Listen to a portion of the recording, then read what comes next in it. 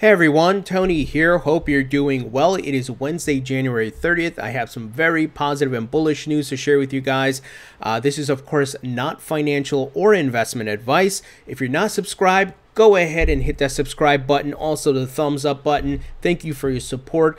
But let's jump into the news here, guys. First, I want to take a look at the market. We are seeing some green. We are up from a 24-hour perspective across the board. This pump is actually because of XRP. We had some very big news. Obviously, these type of pumps and little rallies, we don't know how they're going to play out. If it's enough to move the market from bear to bull. But it's good to at least see green, and let's see how this plays out, right? We have to let these things run their course and to see if it's a true rally, it's a true movement out of, once again, the bear market. But the news, guys, that we got is that Swift is integrating their GPI into R3's Corda Settler, and this was announced pretty much by Swift's CEO, because him and Brad Garlinghouse were at the Paris Fintech Forum today, and of course they had their little debate on stage, where I personally think Brad handed him his ass because he keeps trying to bring up certain fallacies which actually exist in Swift's old outdated system, and Brad has to correct him. He's like, there's volatility in cryptocurrencies, so that's why we're not looking into it. Yet Brad says, well, wait a minute, there's volatility in fiat currencies, especially if it's over a 2 to 5 day span that you have to wait with Swift technology. With XRP, sure, there's volatility. Every asset currency and so forth has volatility, but the volatility is very small with XRP because it settles in seconds. So it's days versus seconds. So he, of course, has no response to that. So it was very interesting to watch the video. It's definitely online, so you can check it out. But this was a big announcement, and this is why XRP is essentially pumping. So now, a couple things that to remind or to inform some of you who may not know. R3 back in December launched their Corda Settler and said XRP will be the first digital asset to be leveraged in that.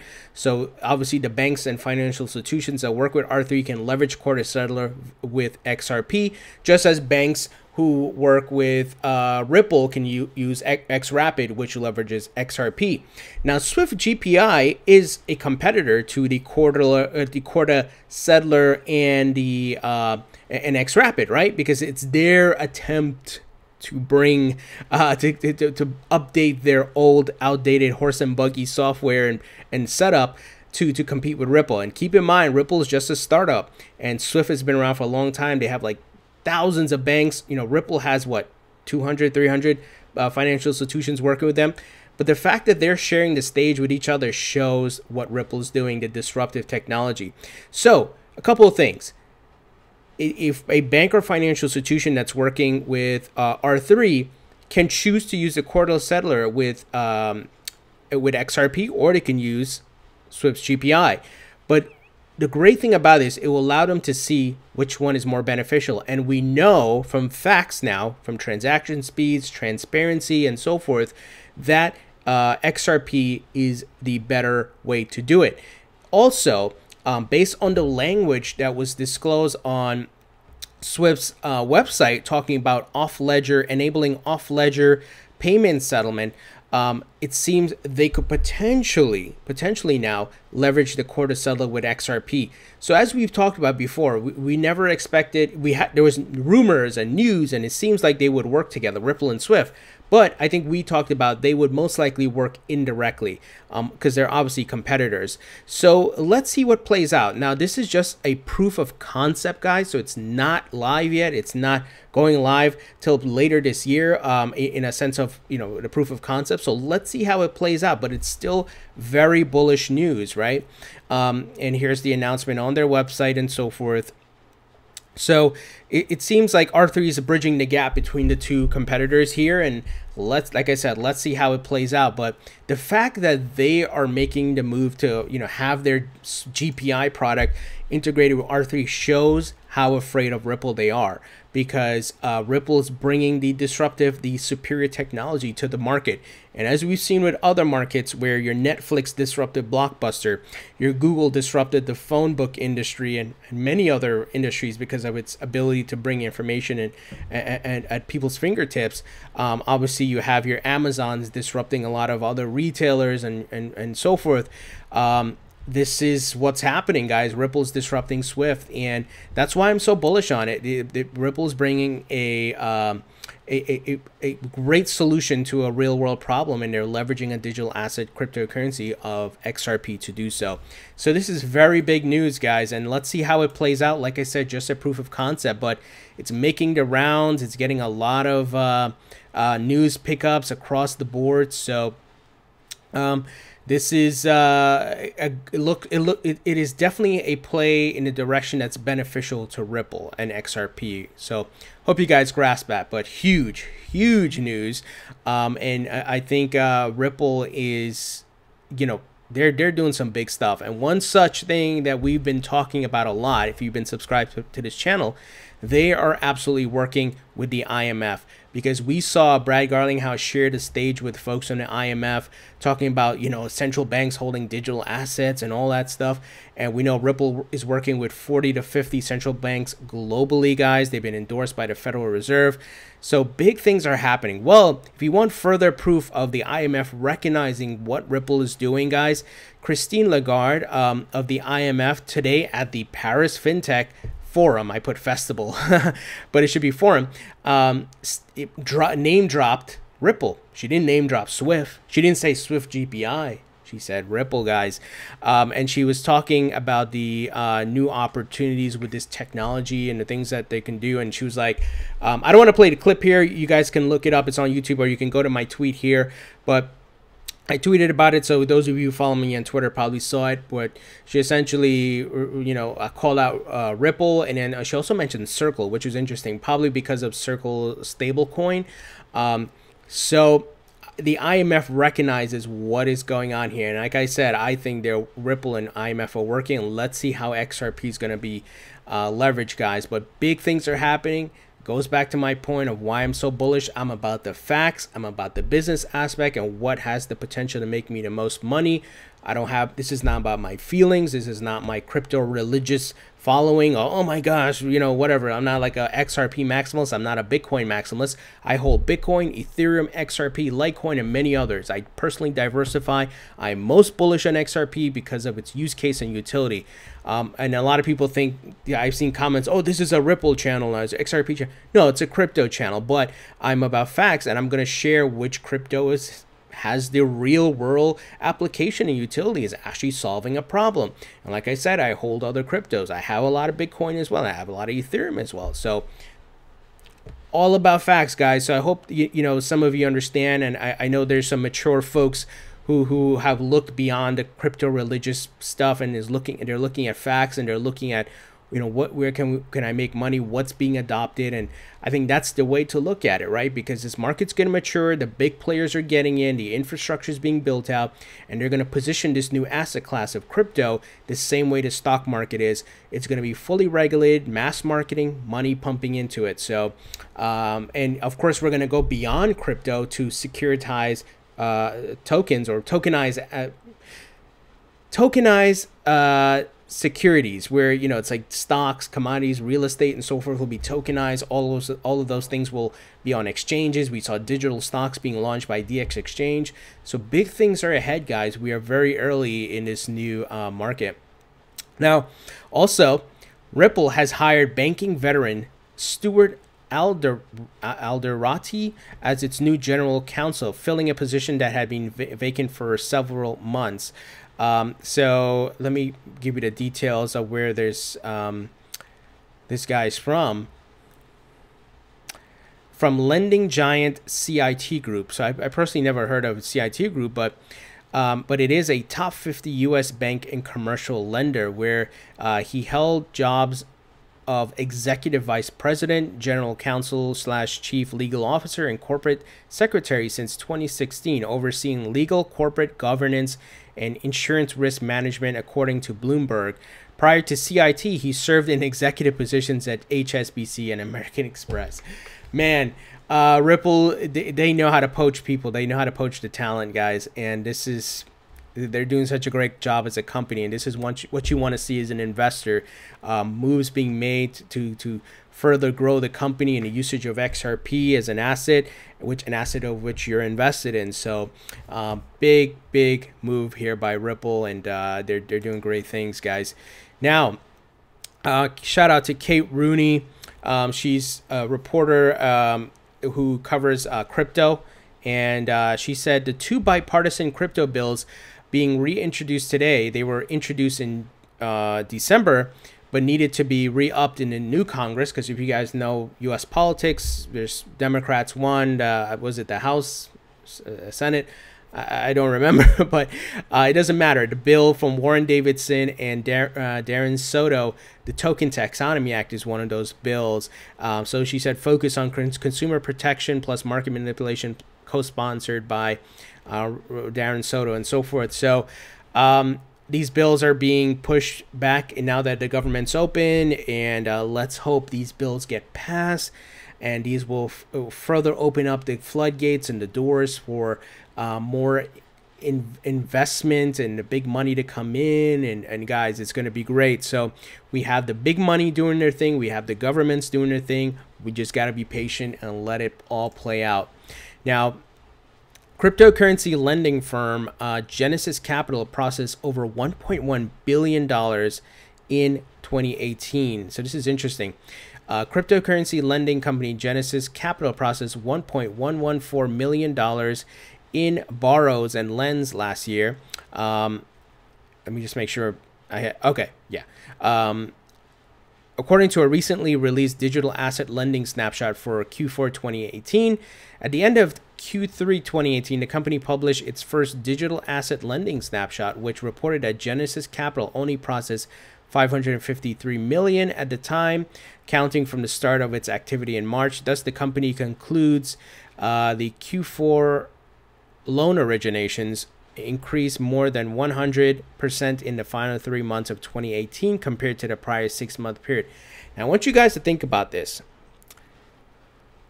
2018 was a bear market, but at the beginning, you could have said, oh yeah, the market was tailoring down from the all-time highs. People probably thought it was gonna still go up and all that, but the loan originations increased in Q4 when blood was on the streets, when the prices were going low, people were getting scared, a lot of people leaving the market. So this is how smart money works, and they're taking the loans. They're probably looking to trade off of it or do whatever they're trying to do off of their crypto.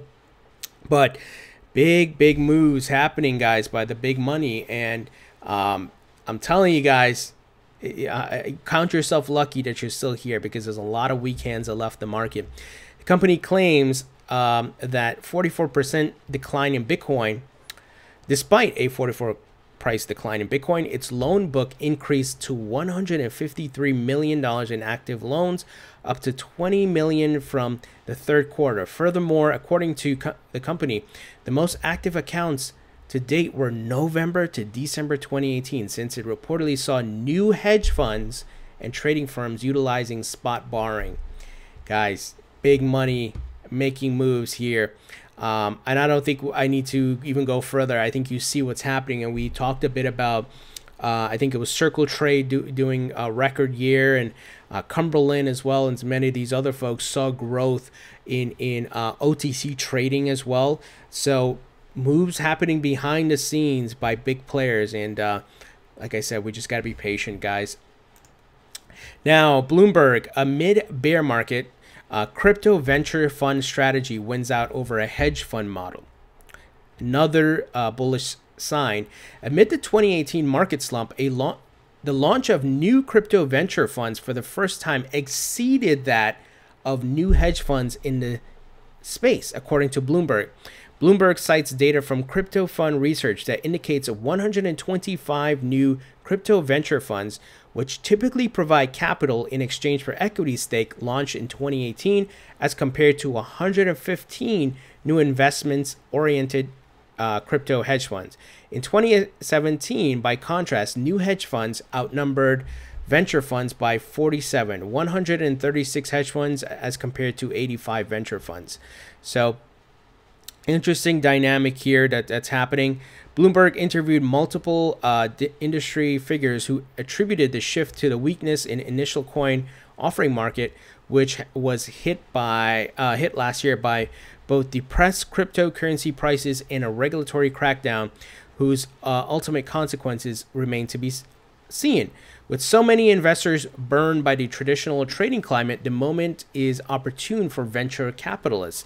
Partner and portfolio Jeff Dorman, partner and portfolio manager at LA-based Arca. He says there's going to be a lot of opportunity in distress buying and even activist investing. Often you can buy below the cash value of the company.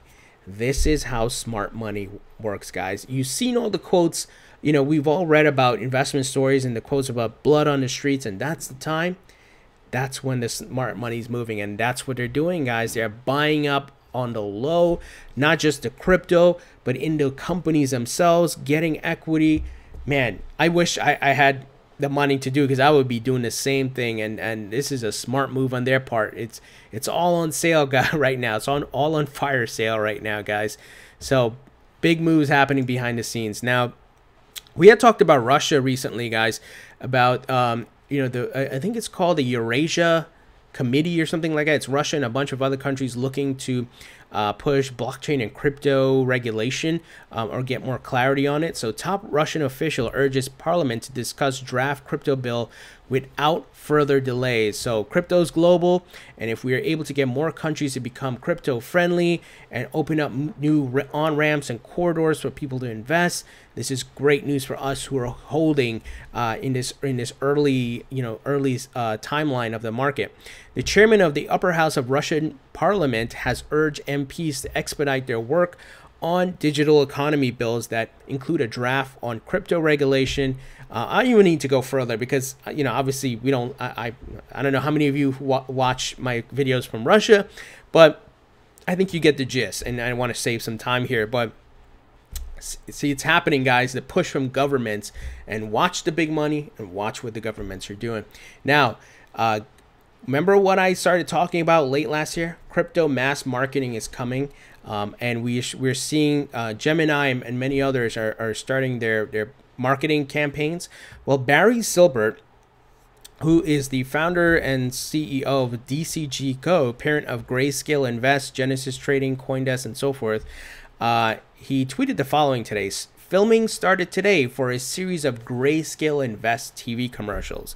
So here you have it. These folks are looking to do, well, they're working on their ads here on their commercials. So we might even see a crypto ad in the Super Bowl that's coming up this weekend in the United States. So let's see, but it's happening. The marketing budget, right? What we've been talking about? First, you build out your service, you do your testing, and you make sure it's ready for launch. You open it up to the public, and then what do you have to do? You have to drive demand. How do you drive demand? Marketing. So that is what's coming, especially when you have the big players like your Fidelities, your TD Ameritrades, your back.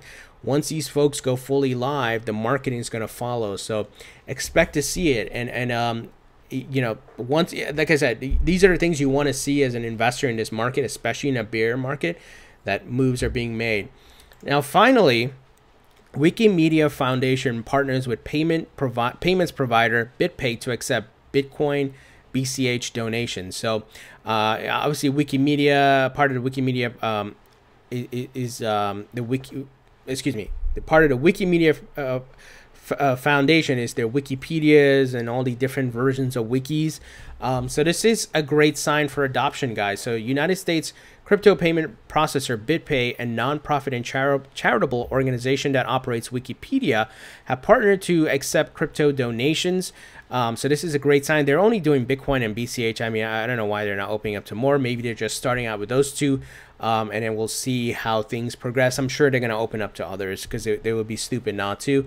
But this is a great sign of adoption, right? Integration into our mainstream and social media and pop culture and so forth, guys. It's all coming together slowly but surely. So big news. What do you guys think about it, guys? I want to hear what your thoughts. I want to leave your comments below. Thumbs up, subscribe if you haven't already. Don't forget to follow me on Facebook and Twitter. Also, check out my interview with the co-founder of Securitize that I uploaded earlier. Check that out. Some really great stuff there. Thank you for your support, and I'll talk to you all later.